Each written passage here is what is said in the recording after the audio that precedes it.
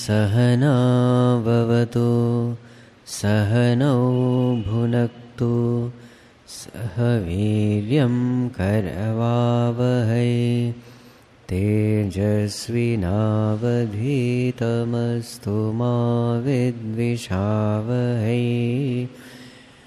ॐ शान्ति शान्ति शान्ति।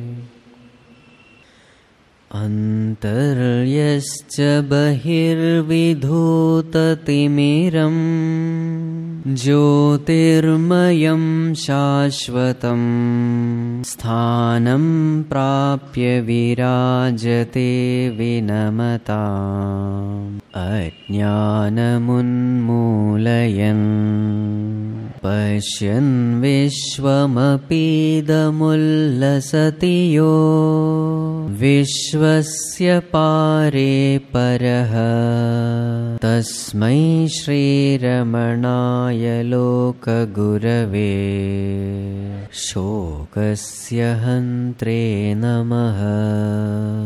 तस्मै श्रीरमणाय लोकगुरवे शोकस्य हन्त्रे नमः।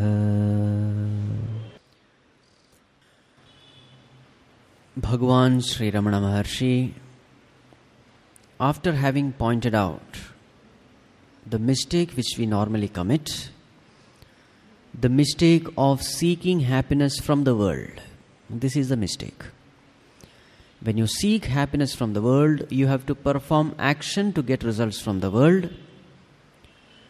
So this is the wrong line of thinking we have, wrong understanding we have, that happiness comes from the world.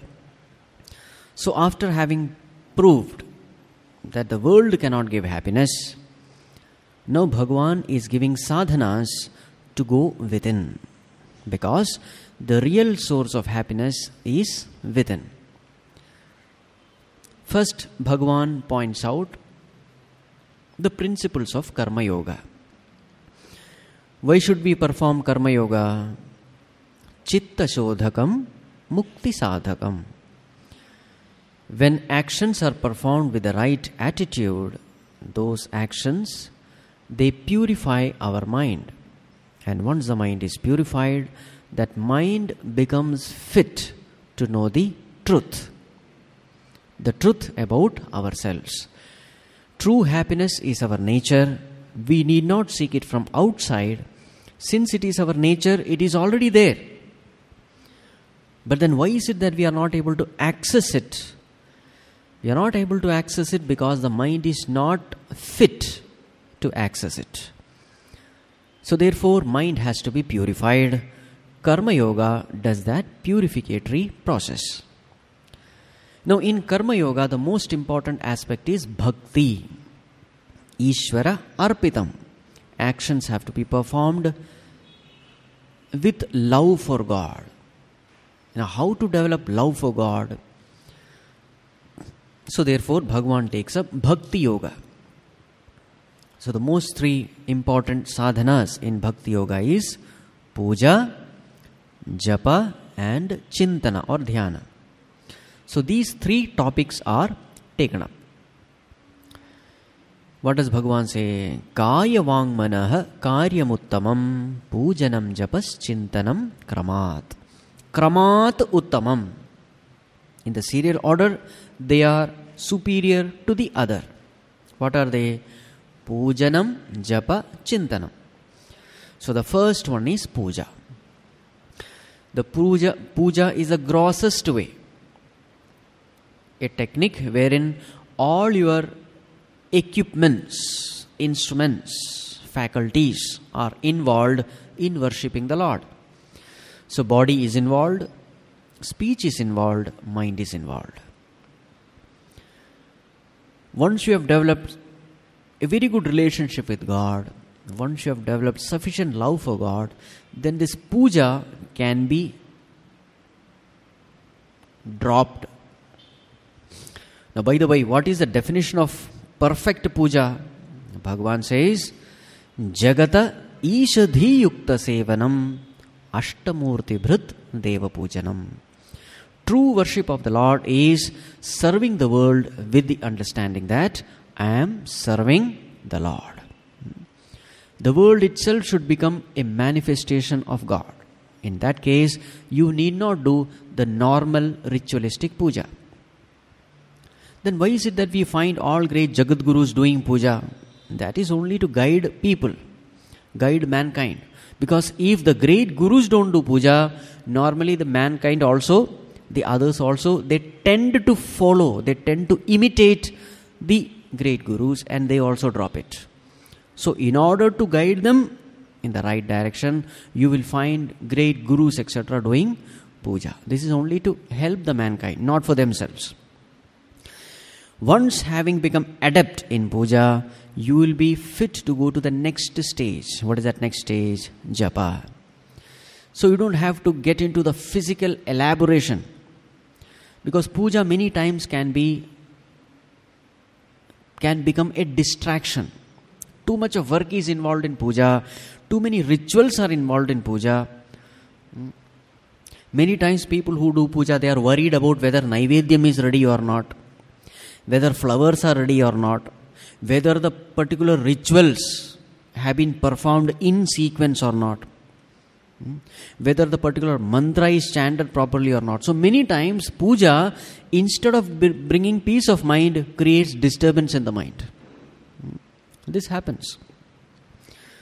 When you are too much physically involved, it is not possible for you to go deeper and deeper within. It is not possible.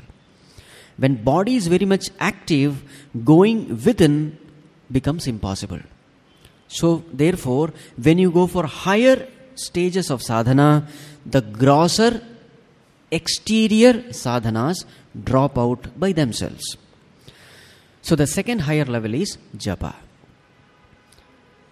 So in japa also there are stages. What does Bhagavan say? Uttamastavat uchchamandatah chittajam japa dhyanam uttamam. Start with stavanam. Stavanam means singing the praises of the Lord, chanting stotrams, singing bhajans. So that is the grossest. There you take the support of the music also. Mind loves songs. Mind loves music. So therefore you take the support of that song, that music. A good bhajan is loved by even those people who are atheists. Because mind loves music. So in that stotram also you are taking the support of the music, but then slowly drop that support. Then go to Uchcha Japa, loud chanting. Again you are taking the support of that loud chanting. So the mind is prevented from wandering by again and again bringing the attention back to this loud chanting. Then from Uchcha Japa go to Manda Japa. The chanting becomes lower and lower, because any loudness is a distraction. When you chant loudly, it is a distraction. As the mind becomes more and more withdrawn, automatically you will find that the loud chanting becomes low chanting. Then Manda Japa becomes, a time comes when it becomes Chittajam Japa. You don't want to speak anything. You don't want to even whisper. Even that becomes a distraction.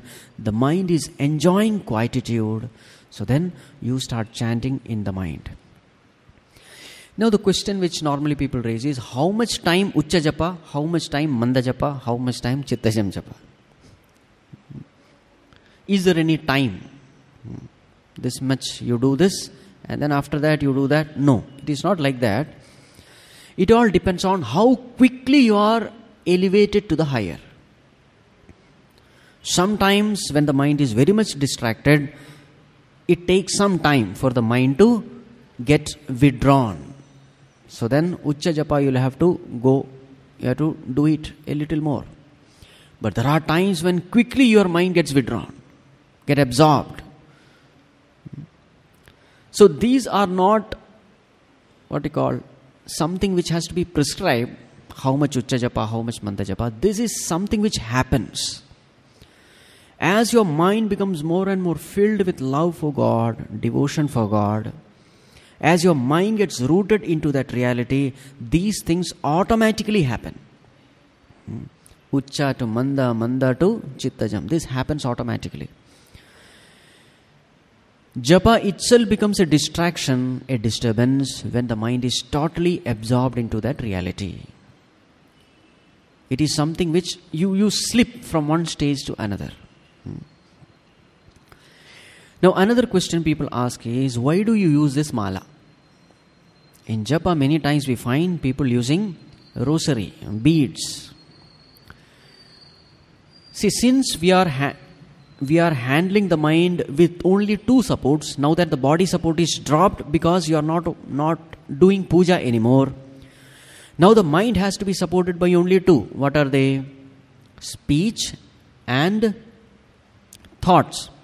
So there you have to fix the attention upon the Lord using these two, using thoughts and using speech. Many times it becomes very subtle. A little bit of physical support would be very helpful many times. So therefore we use this rosary. So what is the method of using it? The purpose of using rosary is only to see that the mind doesn't wander into the world. So how do you do that? Chant the name of the Lord once, and if you find that the mind has not wandered, rotate once. Again chant the name of the Lord. If you find that mind has not wandered, rotate once. Again chant the name of the Lord. If you find that mind has gone somewhere, don't rotate. So what happens? The moment mind has wandered, rotation stops. Now this stopping of rotation is a gross event. A gross event can be detected easily. When the mind wanders into the world, detection becomes difficult because it's a subtle process. Subtle processes are difficult to detect. Gross events are easy to detect. So therefore what we do is, we make this sequence. Whenever mind is there while chanting, whenever the mind is listening to the name of the Lord while chanting, rotate once, make it a habit. Then you will find rotation stops the moment mind wanders. So then this becomes a great support for you. The moment it stops, you know the mind has wandered. Immediately the attention of the mind can be brought from the world and fixed it upon the Lord. This comes with practice, no doubt. Now another question is it necessary to use Rudraksha Mala? It is not necessary. Many people have more faith in Rudraksha Mala than themselves.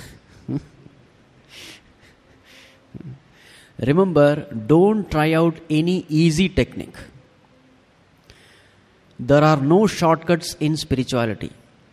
Many people want spiritual benefits just by wearing some money. They don't want to do anything. They want to be lazy and the money should do everything for them. Some crystal, some pendant here or. Please remember, there are no shortcuts to spirituality. Mind has to be cultured, mind has to be educated, mind has to be purified. There are no shortcuts. You have to work hard for it. Cultivation of devotion cannot come just by wearing some crystal. It may have some other benefits. I don't deny that. Health related benefits may be there. I don't deny. But in spiritual progress, none of these supports are going to help you. You have to work hard. You have to face challenges, difficulties, obstacles. You have to win over your mind with your own effort. There are no shortcuts. So therefore, as far as real japa is concerned, it is not necessary that you must have a Rudraksha. You can have anything for that matter. In fact, there are people who do japa only by this way. That is also fine. What is important is to see that the mind doesn't wander anywhere. This is japa. Now we will come to dhyana or chintana. Puja, japa, chintana. So in puja we had three supports: body, speech and the mind. In japa we had two supports: speech and the mind. Now in chintana we have only one support: mind. Speech is dropped.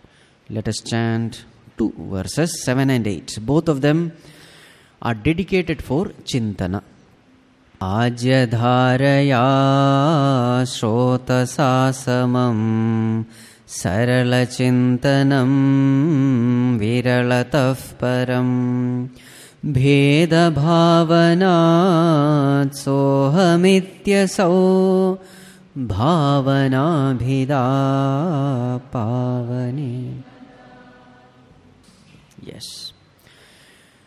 Now Bhagavan describes chintana or contemplation with respect to content and with respect to quality.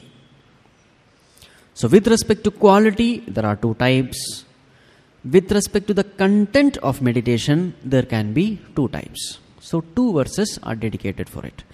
Verse number 7 talks about chintana with respect to quality.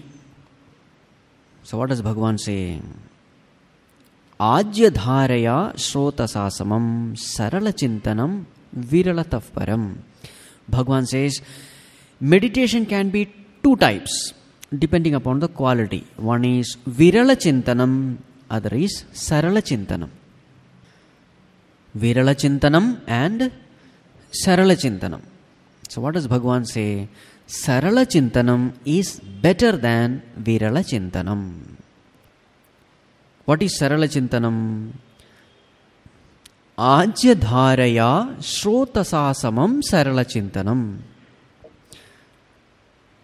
Sarala chintanam should be like ajya dhara, like the flow of ajya. Ajya means ghee, clarified butter. How that ghee or oil flows steadily, continuously, uninterruptedly. That way should be our meditation. Ajya dharaya shrotasasamam, or like the flow of river, effortlessly. So flow of river means, here the example is given to indicate effortlessness. And the flow of this ghee is to indicate, now we are not talking of that solid ghee, we are talking of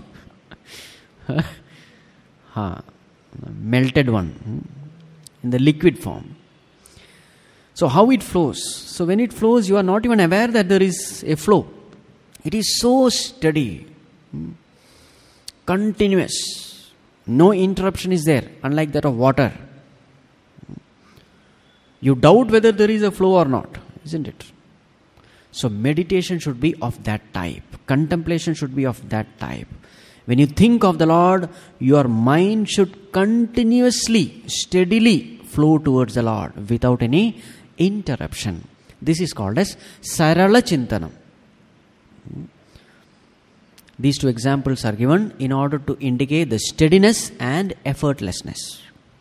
So Bhagavan says, this sarala chintanam is better than virala chintanam.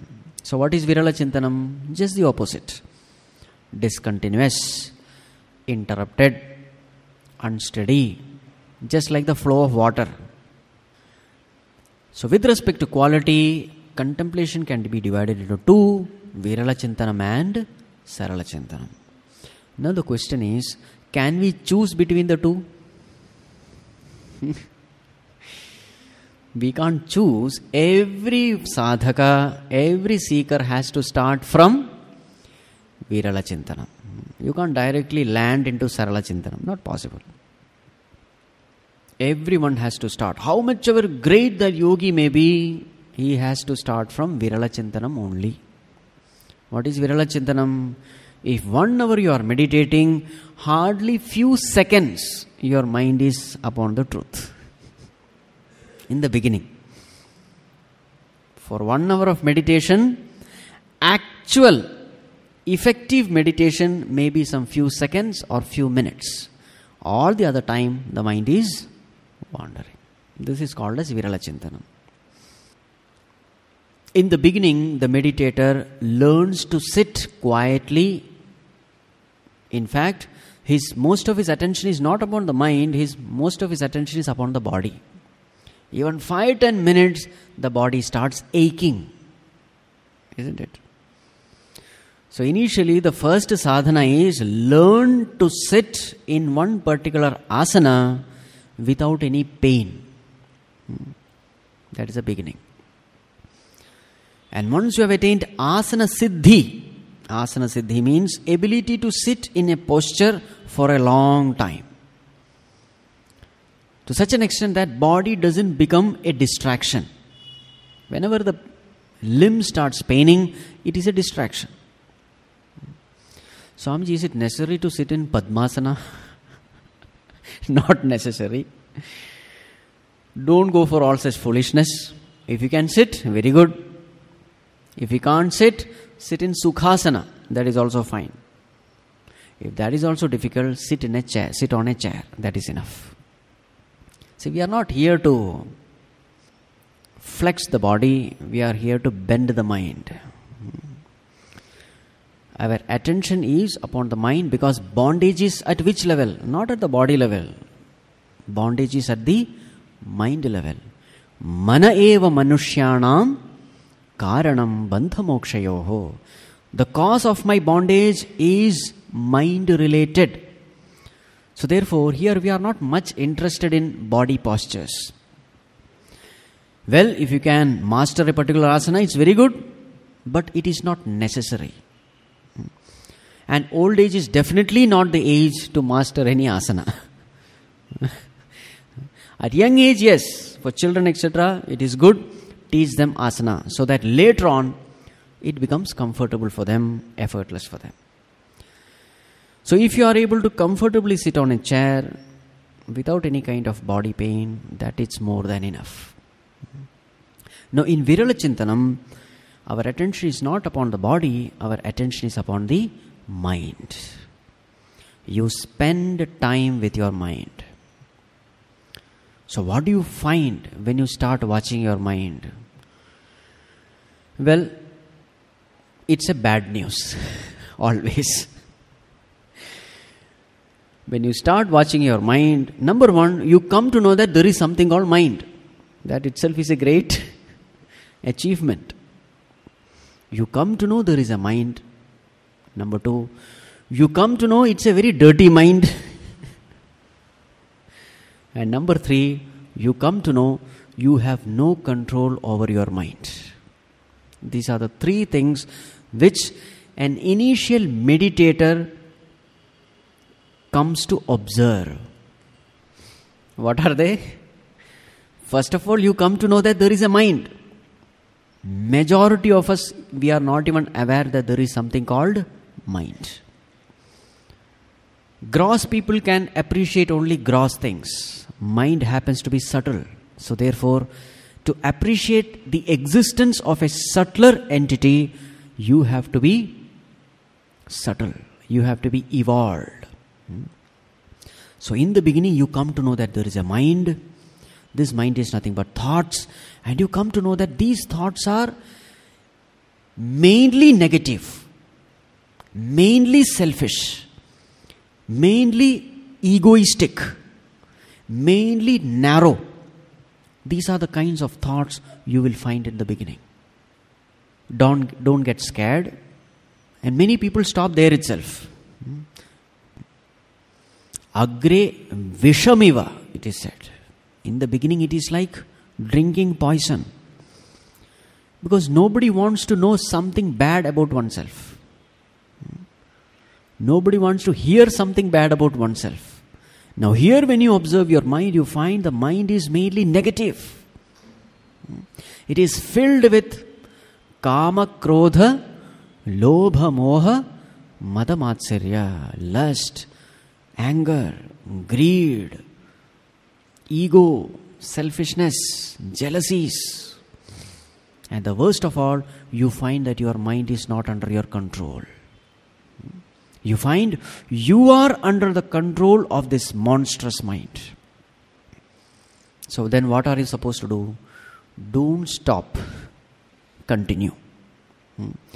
Every day, morning and evening, make it a habit to sit with your mind.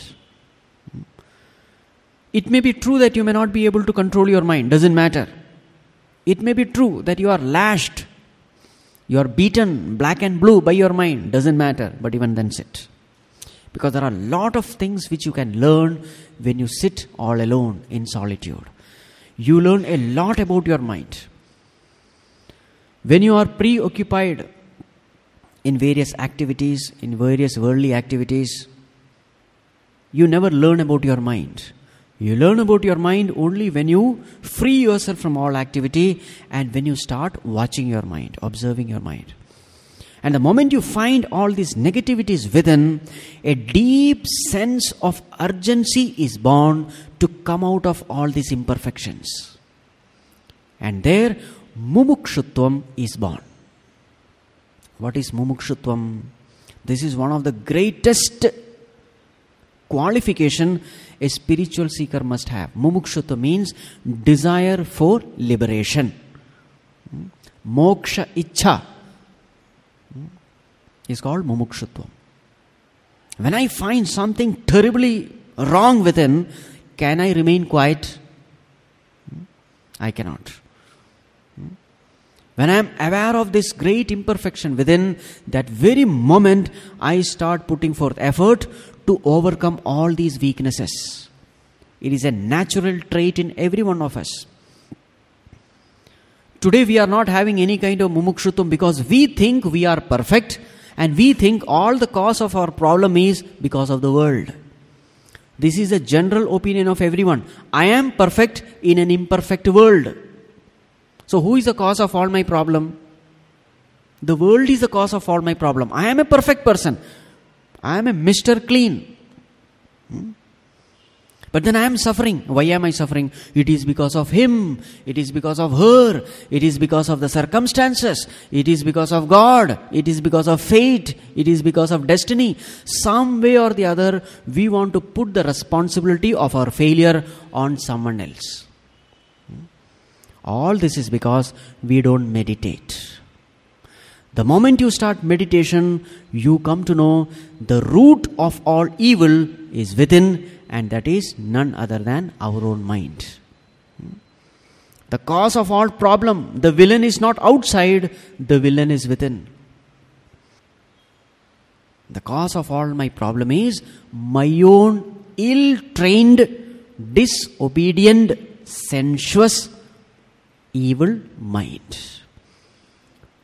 Now once you come to know this, your life takes a U-turn.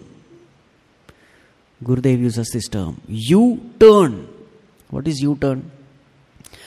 Till then you were trying to adjust the world, improve the world to make yourself happy.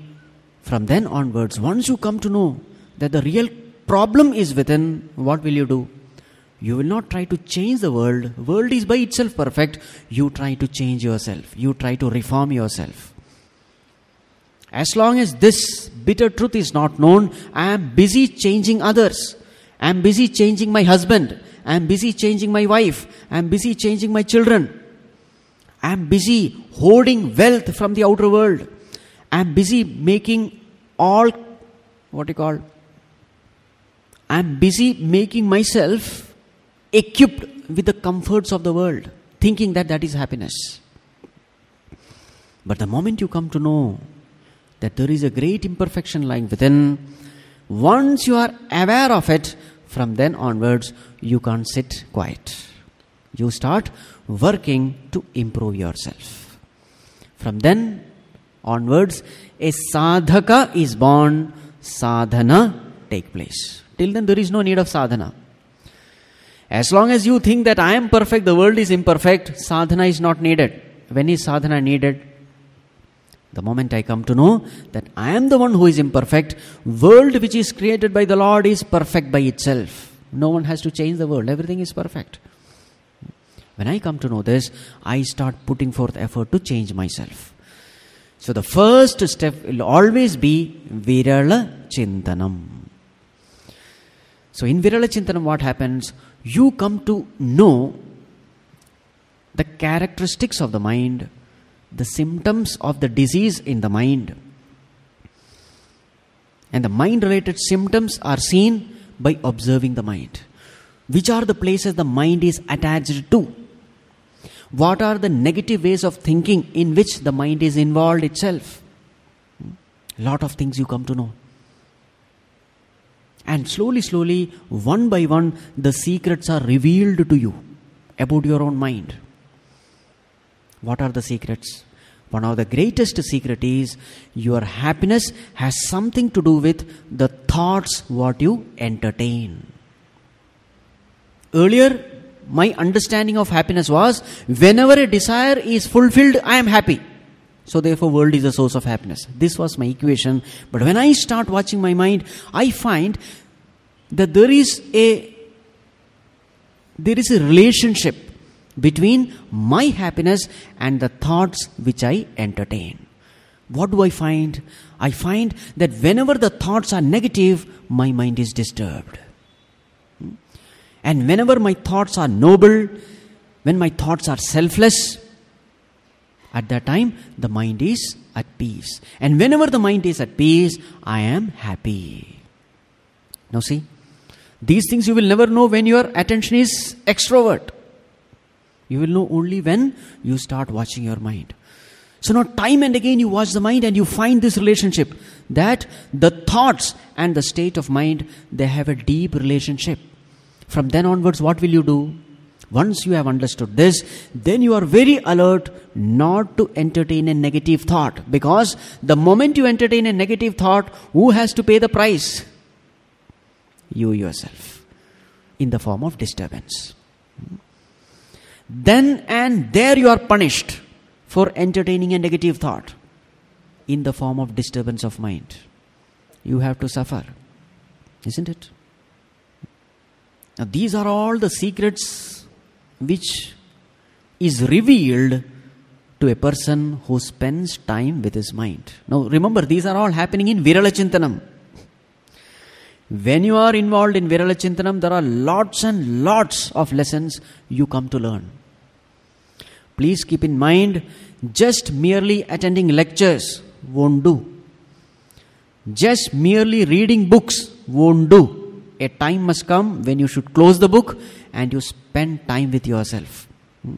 Spirituality is not merely reading books or listening lectures or even singing bhajans for that matter. No. Real spirituality should necessarily lead to individual transformation. I must transform. If and only if I am transforming, I can say I am truly spiritual. Many times the family members say, you have been attending satsang for such a long time, but nothing has happened in you. It's a fact. There are people who attend years and years of satsang and they are the same. No change at all. Anger is the same, greed is the same, that narrow-mindedness is the same. Then what kind of spirituality are you practicing? If you are practicing spirituality, you must see change in yourself. Forget about others seeing the change. That will automatically happen. Don't worry about that. You must see that change. What is the change you must see? The change is indicated by FIR test. This is the change. What is this FIR test? F means frequency, I means intensity, R means recovery time. F, frequency. How frequently you are getting disturbed. This is F. I. How intensely you are getting disturbed. R. Recovery time. How quickly you recover from that negative state of mind.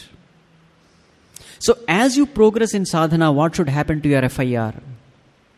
It should increase or decrease? Your FIR should increase or decrease? It should decrease, isn't it? The frequency with which you get disturbed, it should decrease. Earlier you used to get for every little thing, in every hour you used to get disturbed. Now at least you are getting disturbed once in a day. Then it becomes once in a week, then once in a month. Then that means you are progressing. How intensely you are getting disturbed, that intensity is coming down. Then that means you are progressing in spirituality. How quickly you recover from that disturbed state of mind. If that recovery time is reducing, it means you are progressing. So this way, a sadhaka must see this progress within himself. I don't say that these changes must happen within a week, etc. No. But it must definitely happen over a period of time. In fact, when you see these changes in yourself, you become more and more inspired to follow the path of spirituality. And not only that you see the change, others around you also start seeing the change. You become more and more peaceful. You become more and more contented. You become more and more cheerful. You are not disturbed for little things. And there is a touch of class in the way in which you deal with the day-to-day problems in life. There is a divine touch. There is a sweetness in your personality. When you see all these things, naturally others also see it. And in fact, you can see your own personal blossoming in the faces of others. Others are only mirrors. How much you have evolved. Look at the people who are around you. Are they happy? Those people who come to you, are they happy and cheerful? That cheerfulness, that happiness is nothing but the reflection of your own personality. The point which I want to convey here is, the more and more you spend time with your mind, the more and more you come to know many secrets regarding the mind. Another great thing you watch about mind is, the moment you start witnessing the mind disappears. This is another wonderful thing. Mind disappearing means the thoughts disappear. The moment you disengage yourself from the mind, the moment you disidentify with your mind, you find that the mind which appeared to be a monster is very strong. That mind becomes weak. This is something which is a wonder. A strong impulse of anger. You just remain quiet. Just watch that anger. And you will find that anger just melts. Another great thing you find about this mind is, the mind becomes strong not all of a sudden, but in stages. Many times we speak something wrong, and a long time relationships are broken through our irresponsible, careless words, isn't it? Now, when I uttered those painful words, did it happen all of a sudden? When you start watching your mind, you will find that it didn't happen all of a sudden. There was a thought build-up which you did not notice. You were angry with a person. First there was one angry thought. Then that thought became 2. Then that thought became 4, 8, 16. And slowly that thought became very strong. And when that thought became very strong, it started expressing as an action at the body level. What does it mean? If only I had known that this negative thought build-up is happening, if I had known at a very early stage, what would have happened? I could have prevented that thought at a very early stage. And this prevention is always easier at an early stage. As we say, nipping it in the bud. Or as we say, a stitch in time saves 9. Isn't it? A person who learns to watch the mind is able to detect these negative traits at a very early age, very early stage, and thus he is able to prevent all kinds of calamities in his life. See? So don't say that only if there is Sarala Chintanam I will start meditating. Till then I will not meditate. Don't say. Even if there is Virala Chintanam, even if you find that you are not able to control the mind, doesn't matter, sit. 15-20 minutes every day, morning and evening, sit with yourself. Sit in solitude. Be cut off from the world. Spend time with your mind. Learn more and more about your mind. And now another very interesting thing you will learn about the mind is, the moment you find that a particular feeling is overpowering you, you are becoming helpless under that particular negative trait, just invoke the grace of God, and that very same moment you will find that negative trait leaving you. It's a great secret. A particular thought, a negative thought is overpowering you. You are helpless. You say, Bhagavan, help me. I am helpless. Please save me. Just put this thought, and you will find that this thought destroying the other thought. And then the words in the scriptures start making sense to you. What does Bhagavan say? Sarva dharman parityajya mam ekam sharanam vraja aham tva sarva papebhyo moksheshyami ma shuchaha. What does it mean? Now what it means, you will see directly at the seat of meditation. That negative thought, that papa, is destroyed by the very thought of God. And then what happens? Then your love for God starts increasing. Oh Lord, whenever I am helpless, you are the one who has saved me.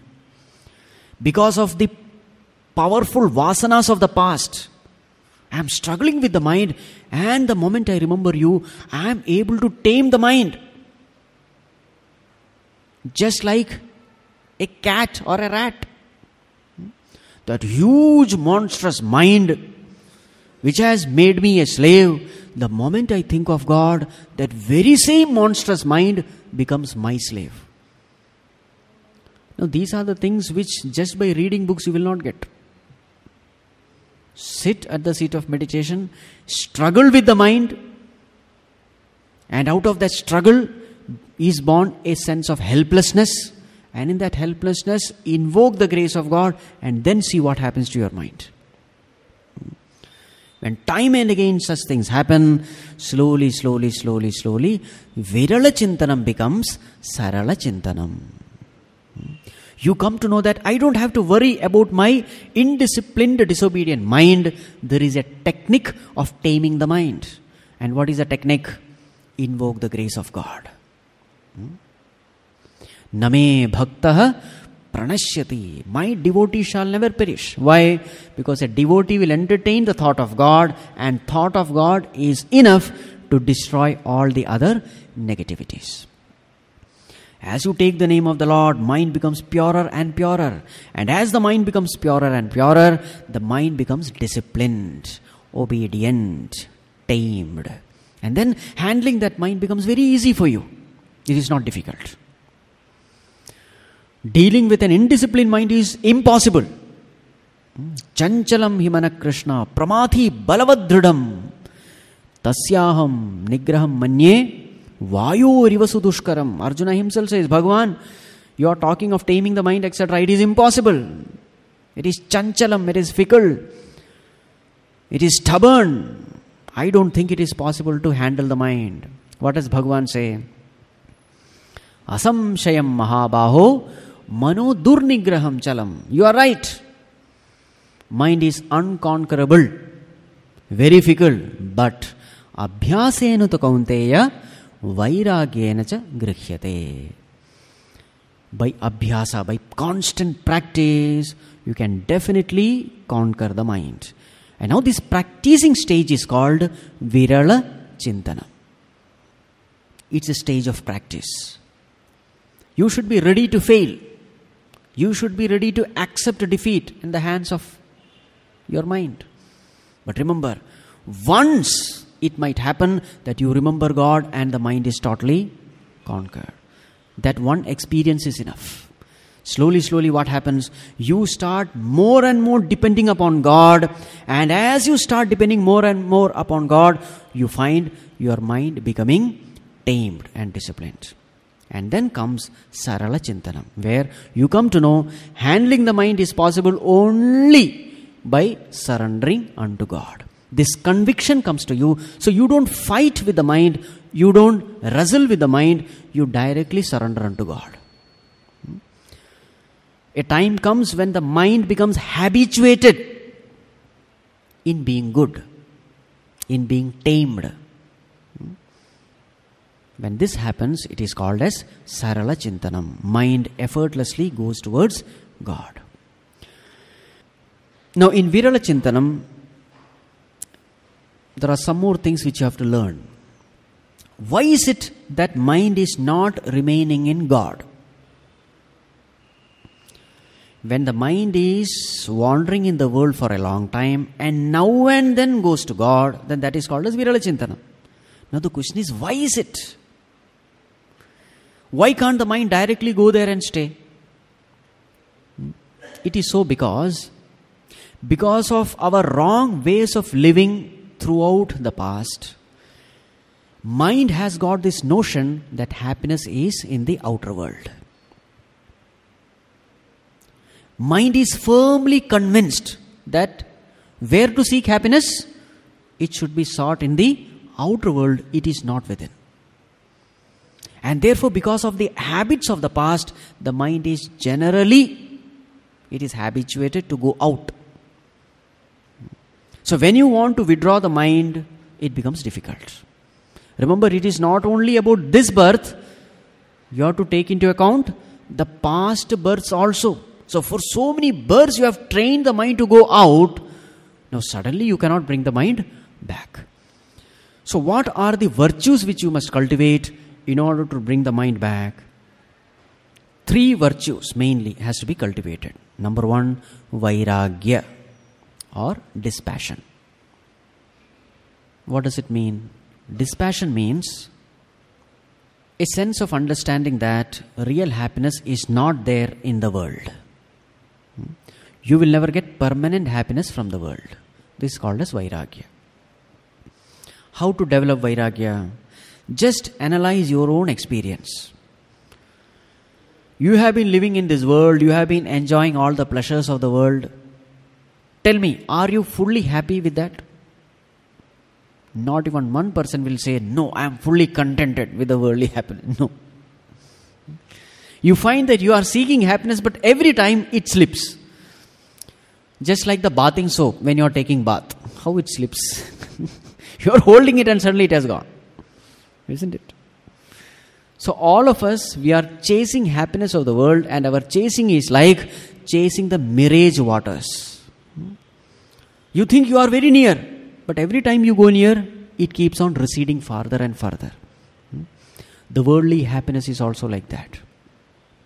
Worldly pleasures are like that. Worldly wealth is like that. Worldly relationship is like that. Anything worldly will leave the thirst for happiness intact. You are not fully quenched. The thirst of happiness is not fully quenched. Now, when you start observing life in this way, analyzing your experiences in this way, slowly, Vairagya is developed. Vairagya doesn't mean hatred. Hating the world is not Vairagya. Vairagya means a sense of detachment, born out of the understanding that this world can never make me happy.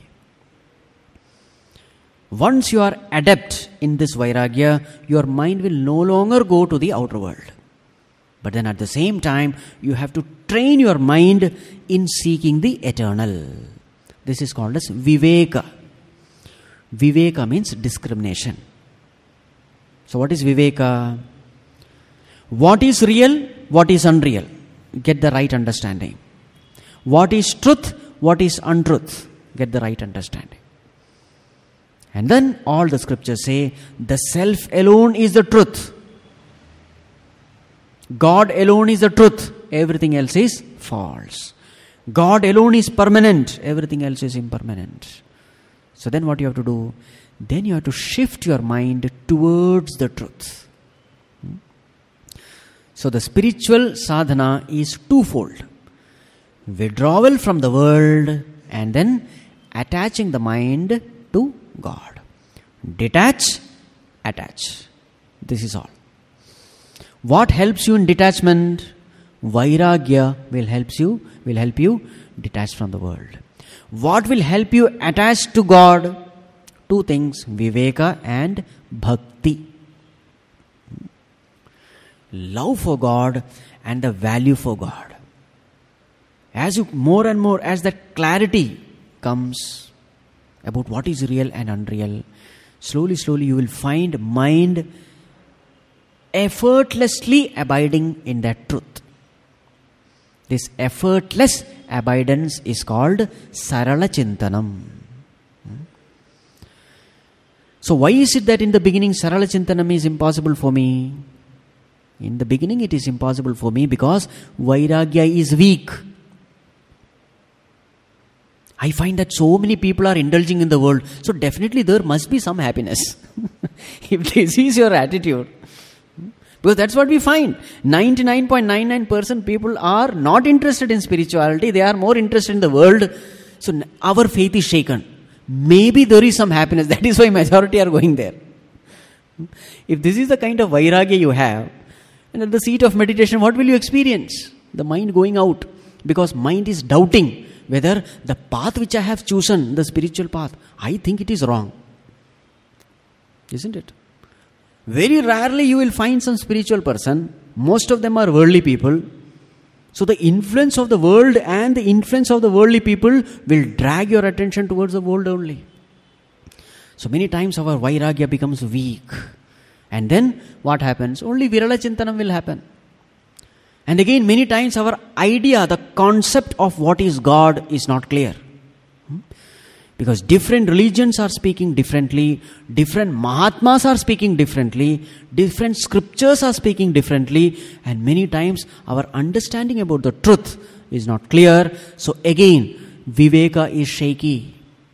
So when Viveka is shaky and Vairagya is shaky, what will happen? You will have only Virala Chintanam.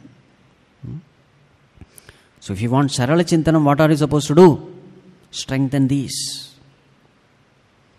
Develop Vairagya, develop Viveka, develop Bhakti, and then you will find the mind effortlessly abiding in the truth. This is how we improve the quality of our meditation. It will take time. You must have enough patience. How much patience should we have?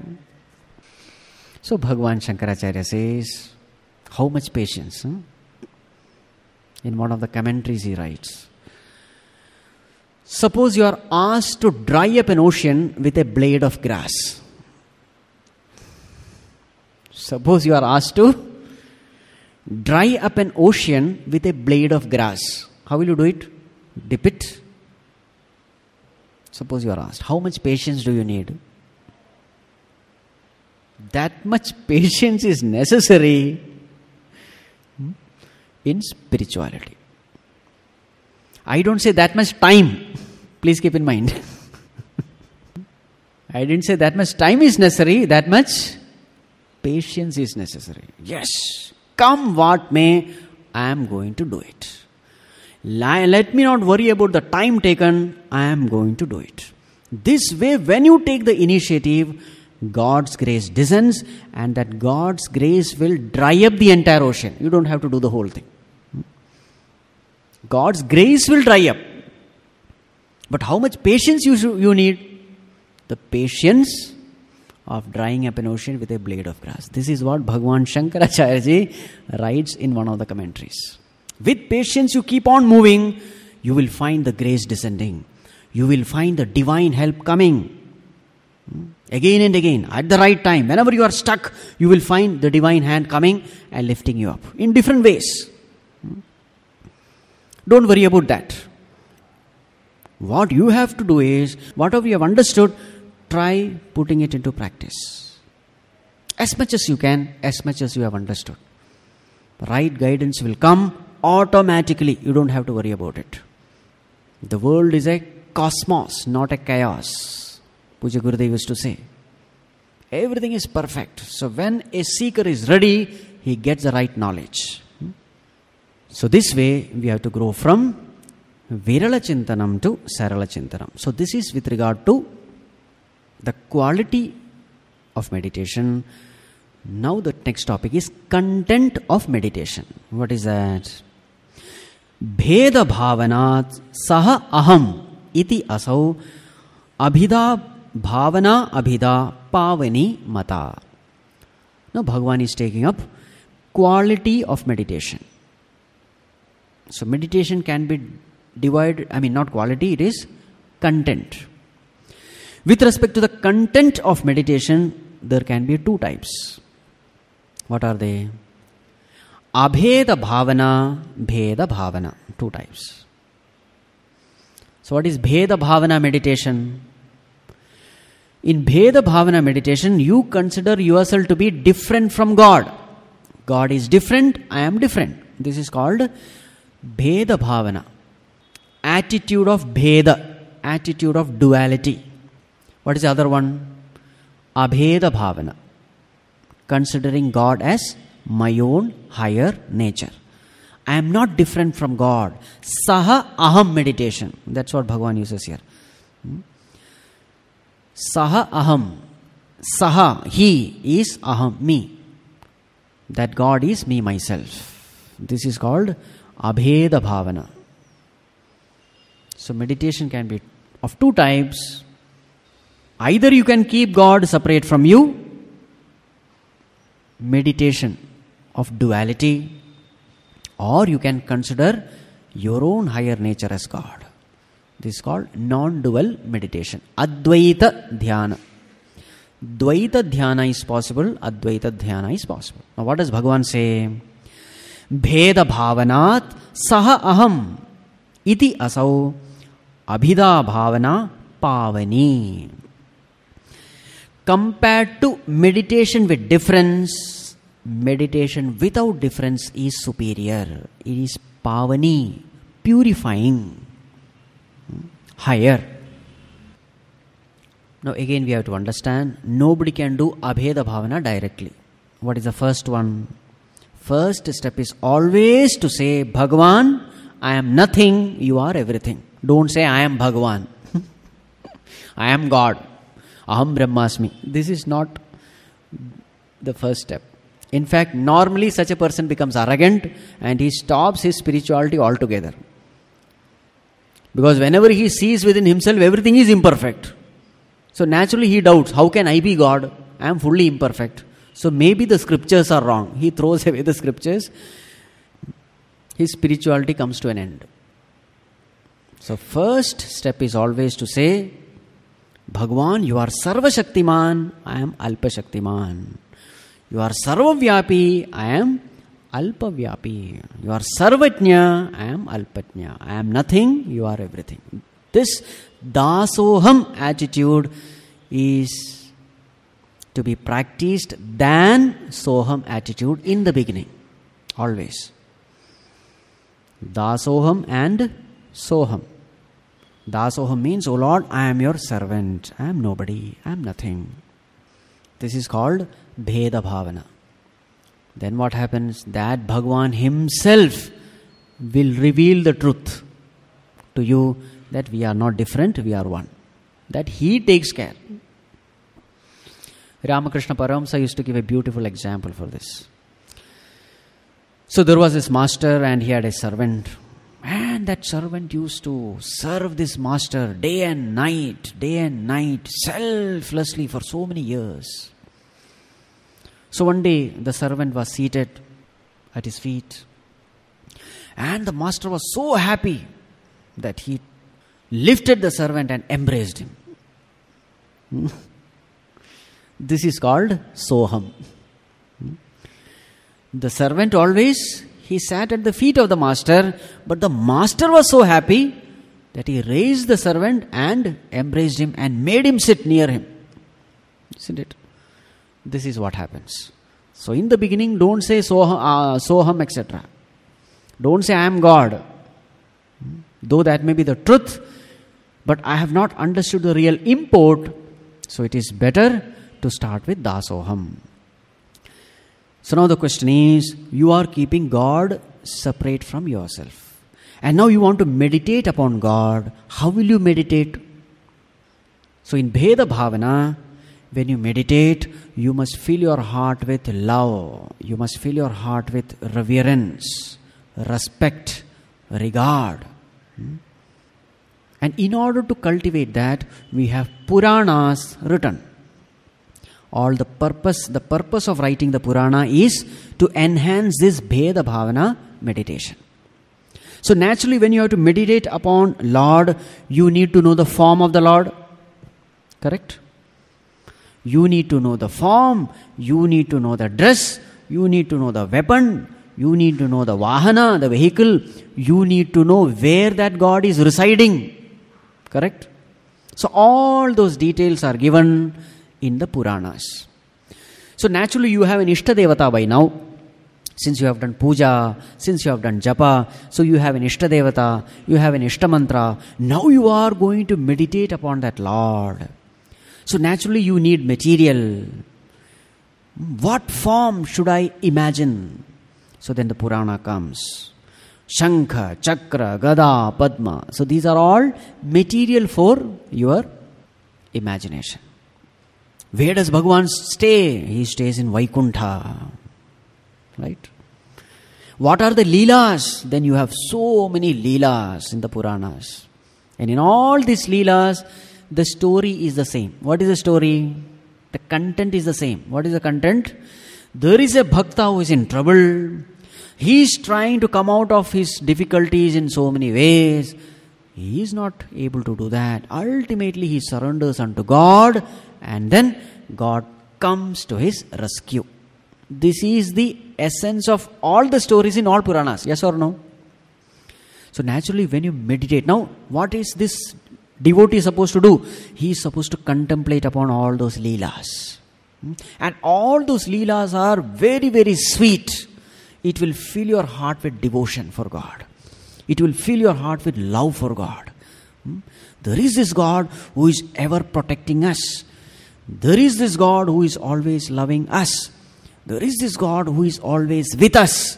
There is this God who is omniscient, omnipresent, omnipotent, fully capable of helping me, who knows everything about me. There is such a God, surrender unto Him. This is the message. So when you read all these Leelas, so what happens to you? You also feel like surrendering unto Him. So whenever problems come in your life, whom do you remember first? You remember God. Right? So for this, these Leelas are described. So at the seat of meditation, you contemplate upon the form of that Lord. This way, you fill your heart with love, supreme love and devotion. And then the heart becomes very pure.